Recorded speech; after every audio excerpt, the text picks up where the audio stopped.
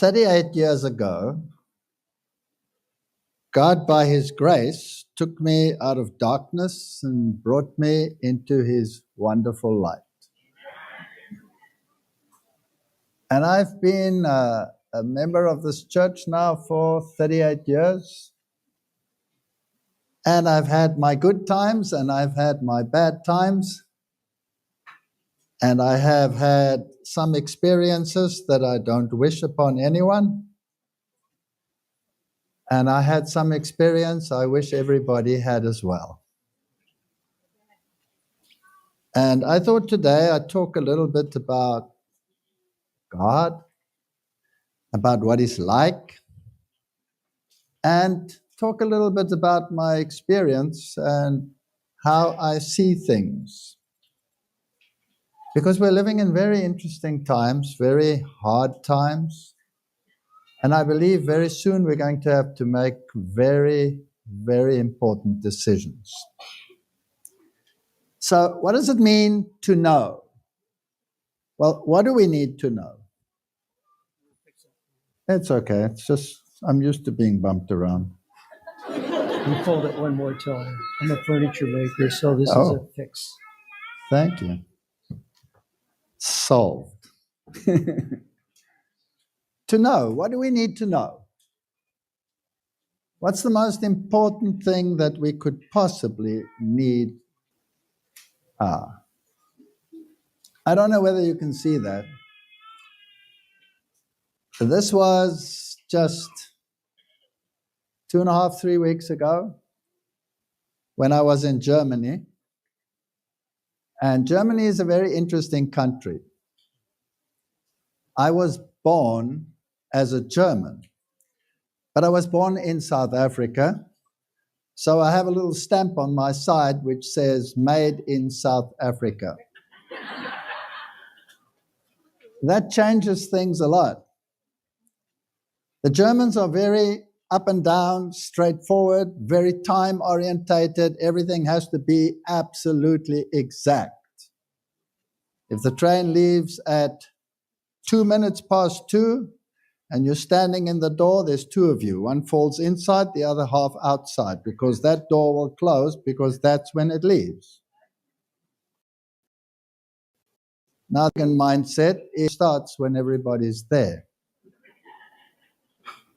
A German can't figure that out. It's impossible for him to figure it out. And so when you grow up in that culture, there are many things in Africa that would irritate you. For example, when two African people are walking in the road, they will be having a conversation with each other that you can hear all the way to China. Now, for a German or any European, that is sometimes very disconcerting. And you think, why don't they just tone it down? What's wrong with them? And they will be having a conversation in your house with a gardener who is 2 kilometers away, and they'll be perfectly comfortable with it, but nobody else will be. And then you think to yourself, you don't understand this culture. And eventually you find out why it is like that. Because speaking softly is talking maliciously about someone else. So you make sure you talk very loud that everybody knows what you're saying. Even the Chinese. So it is a cultural issue, and cultures clash, and ideas clash. But I've learned to get along with it, and I quite that the party starts when everybody's there. Same with church, it starts when everybody's there. Not in Germany, they give me a Minutenplan, which means they give you a schedule by minute. Your prayer time is 1 minute, 2.5 seconds.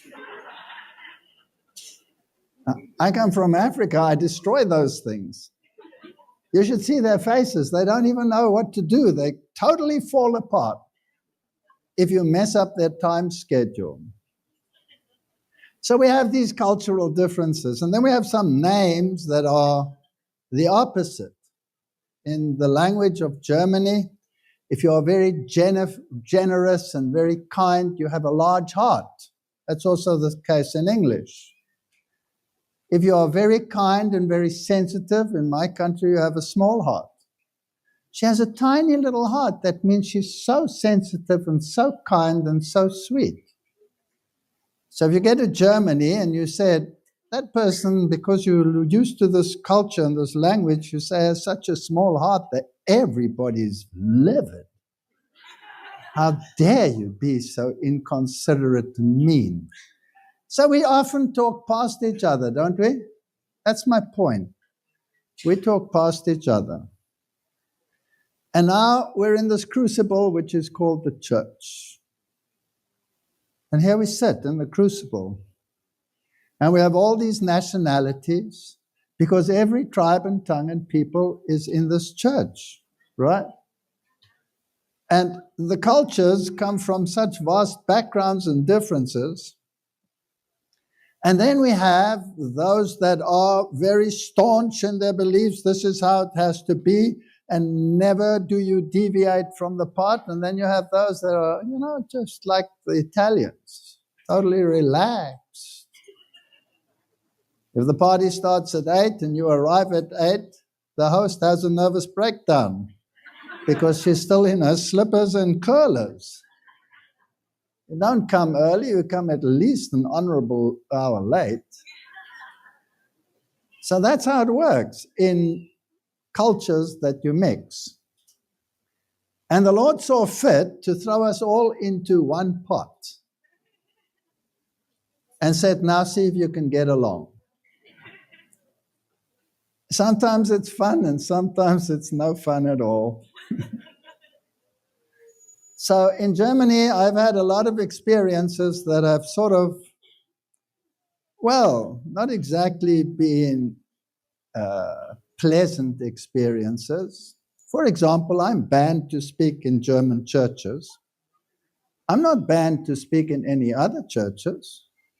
I'm a pastor in good and regular standing, a 12-year evangelist conference evangelist, all of those good things. So why should I be banned in one neck of the woods and not banned in another neck of the woods? Some of it might be based on misunderstandings. Some of it might have been based on different ideologies, how you see things, and how you do things. Some within the church will have an ecumenical mindset, and I won't have an ecumenical mindset, and never the twain shall meet. So if you have that kind of conflict, then what do? Well, how do you shut this guy up? He's so stubborn, he never stops talking. So you say he's not allowed to talk in the churches, but nobody said I'm not allowed to talk in a hall. So the churches invite me and I talk in a hall. Then I get phone calls, what are you doing here? I'm visiting, I have a passport, I may be in this country. What are you going to talk on? I don't know. In fact, I never know what I'm going to talk on. Ask my wife. I never know. If you want to know, come to the lecture and come and listen. And so there's this big divide, and some think, this is the craziest guy on the planet. He should be zipped and silenced. And some say, no, this is what we want to hear. Do we have those cultures in our church? Yes. And I always say to myself, you know what? Am I right? Am I wrong? Am I right? Am I wrong? And there's a verse in the Bible says, by the fruits you will know it. And if I see fruits and if I see changed lives and if I see people loving the Lord that were atheists before, that's good enough for me. If you want to shout at me, go ahead. If you don't want to shout at me, that's fine too. So that's basically where I come from. So I've had my experiences in this church. And there were times when I was in Germany when I said, I'll never put my foot in this dump again. And I'd sit at home And I'd have this morose face and sit in my chair. And my wife has a knack. She reminds me of what happened to Martin Luther when he was in that state, when he said, I'm not speaking in this name anymore. Didn't Jeremiah say that? Jeremiah said that, I'm not speaking in this name anymore. But then your word was a fire in my heart, and I could not. And so that happens to you. So when Martin Luther was in that state, he sat in his chair and he wouldn't come out. I did that too for 3 months once. And his wife was walking past him every day, and after a couple of weeks, he noticed that she was wearing black. And it dawned on him that she was wearing black every single day. And he looked at her annoyed and he said, what's wrong with you? Why are you wearing black? Did somebody die? And she said, yes, somebody died. Well, who? Why didn't you tell me? Who died?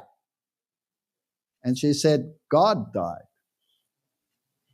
And he said, you're stupid. You're ridiculous. How can God die? God can't die. She said, you certainly act as though he's died. So Martin Luther somehow got the point, got up, and carried on. So I've been at that point in my life. I also sat for 3 months in a chair. You can ask my wife. And I was thinking how to get my own back on some of these people that treat you the way they sometimes treat you. If they take you to court for something that you didn't say or didn't mean, or say mean things about you, or this or that or the other, you kind of get upset. It's a human trait to get upset. And then I went walking in the mountain one day, and I said to the Lord, you know what? I don't want to walk around with bitterness in my heart. I just don't, I don't have a life if I walk around like this. So how do I get a smile back? And he said to me, in my mind, don't be so angry. Why don't you change your anger into feeling sorry for someone? I thought about that and I said, okay, maybe I can live with that. And so I learned to feel sorry for some people that I believe don't necessarily see it like I see it. So when I get an invitation to Germany, I get a nervous breakdown. But after a while, I say, okay, Lord, if you want me to go, I'll go. And then I go. And lo and behold, when I get there, there's a hall and it's packed like this. And I speak to many, many people from many, many churches. And yes, some are very happy and some are not so happy. That's the way it goes in this church. Did you know that? That's the way it goes. And every now and then, if I think, I want to blame the leadership, because obviously they're the ones that have the power to make all of these decisions. When I think about them, then I want to throw them all into one pot. But then someone gets up onto the stage and it's, let's say, a conference president or a union president. And in front of all the people, he puts his arm around you and he says, I'm so glad you're here. That kind of shoots away all your feelings. And so I've learned over the years that whenever there's something negative, there's also always something positive.